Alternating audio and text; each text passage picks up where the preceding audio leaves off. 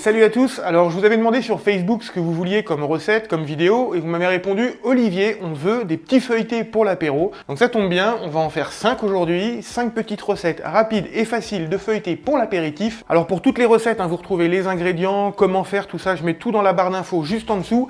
Et on attaque avec les premiers, un petit confit d'oignon rouge avec de mémoire du fromage de chèvre. Voilà, donc très simple, j'épluche et je commence par émincer un oignon le plus finement possible, sans se couper les doigts. Mon oignon est émincé, donc je le fais revenir dans un petit filet d'huile d'olive. On va faire chauffer ça. Alors je verse mon oignon comme ça dans la casserole et je le laisse revenir pendant à peu près 4-5 minutes dans l'huile d'olive. Ah, les oignons, c'est une... Waouh! Ça pique un peu les yeux, Alors je le fais revenir comme ça pendant 5 minutes. Et après je rajoute le sucre, le balsamique et quelques larmes. Je rajoute une cuillère à soupe de sucre, donc à peu près 15 grammes, et une cuillère à soupe de vinaigre balsamique. Le four est en train de préchauffer à 180 degrés, moi j'ai ma roulette à pizza. Donc la pâte feuilletée, je vais la couper en petits carrés et je vais mettre dessus une cuillère de compoté d'oignon, une petite tranche de chèvre et un petit peu de miel, herbe de Provence, au four pendant 15-20 minutes à peu près. Les tranches à peu près 1/2 centimètre, pas plus. Et pour toutes ces recettes, vous retrouvez la liste des ingrédients et la méthode juste en dessous dans la barre d'infos, toujours. Donc je fais mon pliage avant de mettre le miel et les herbes de Provence, c'est plus pratique en fait. Pour le pliage facile, vous pincez les 4 coins comme ça pour refermer le carré. Je mets une pointe de miel. Je rajoute aussi des herbes de Provence. Et j'enfourne un quart d'heure à 180 degrés, chaleur tournante. Donc là, la première recette est au four pour 15 minutes, donc j'en profite, j'enchaîne, comme ça en fait je coupe pas le four et j'enchaîne les recettes et ça va quand même super vite. On va faire des petits sapins au pesto. Je vais commencer par torréfier les pignons de pain et après je tartine ma pâte feuilletée avec le pesto. Je verse le pesto sur la pâte et puis je l'étale comme ça, j'en mets bien partout, finement, faut pas trop en mettre non plus. J'écrase mes pignons concassés et je les saupoudre sur le pesto, voilà, je fais pénétrer un petit peu avec le dos de la cuillère. Je râpe du parmesan, environ 40 grammes. Ensuite, je roule la roulette à pizza pour découper et je forme mon sapin, comme ça.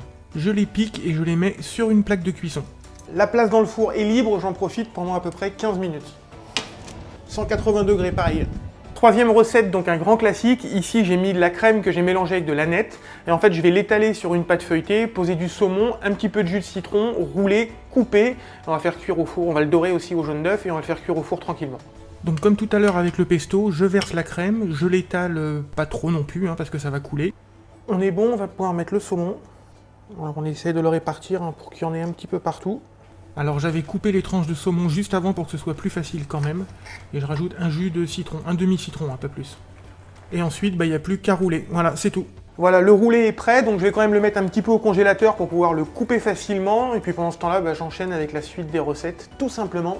Là, je le laisse 15 minutes au congèle. Quatrième recette, on va rester dans les roulés. Là, j'ai un demi-pot de ricotta et un petit peu de Saint-Agur. Donc, je vais mélanger les deux pour faire une crème de Saint-Agur, l'étaler sur la pâte et puis pareil, rouler, couper et puis passer au four tout simplement. Un petit jaune d'œuf aussi pour la dorure pour que ce soit joli. Alors pour la crème de Saint-Agur, je préfère utiliser de la ricotta que de la crème fraîche. Je trouve que le goût est meilleur et la tenue est meilleure aussi. On sent vraiment qu'il y a une crème à l'intérieur. Ça fait pas liquide, ça a vraiment le goût de la crème de Saint-Agur, quoi. Voilà, maison.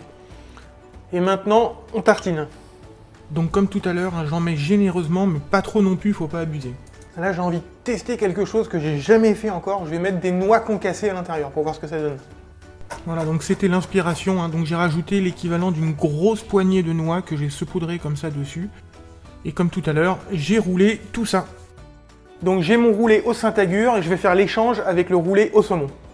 Donc là, mon roulé est bien froid, c'est facile à couper, mais vous voyez, il y a de la crème qui sort, j'aurais pu le laisser un petit peu plus longtemps. Un petit peu de jaune d'œuf par-dessus. Et on enfourne à peu près un quart d'heure. Après, ça dépend toujours des fours, c'est comme tout, faut regarder, surveiller, mais moi, c'est à peu près un quart d'heure.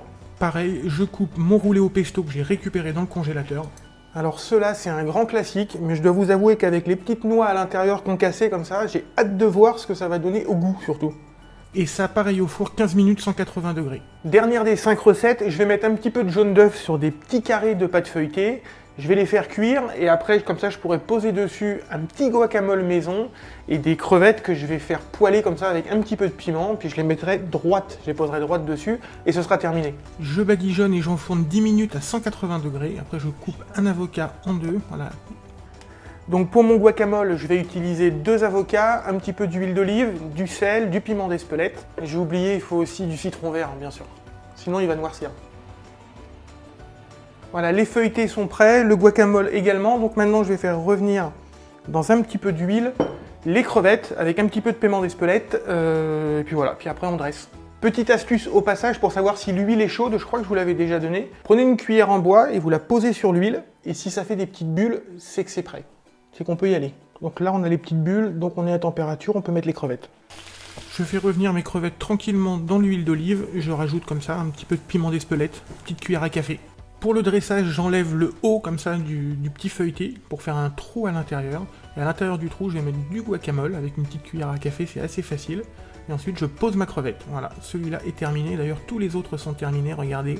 Il y a de quoi faire un apéro dînatoire, que ce soit pour Noël ou pour les fêtes. C'est juste hyper bon. Ce petit sapin au pesto est trop choupi, ça c'est Romy qui le dit. Voilà, donc si mes 5 petites recettes vous plaisent, vous me le dites juste en dessous dans les commentaires comme d'habitude. Pour les gens qui viennent de rejoindre la chaîne, n'hésitez pas à vous abonner pour avoir plein de vidéos, comme ça j'essaye d'en sortir assez régulièrement. Et puis pour tous les autres, merci pour votre fidélité et on se retrouve demain, après-demain, je sais pas encore, pour une autre recette en vidéo. Ciao. Ça ce sont les autres vidéos et n'hésitez pas à vous abonner surtout, ciao.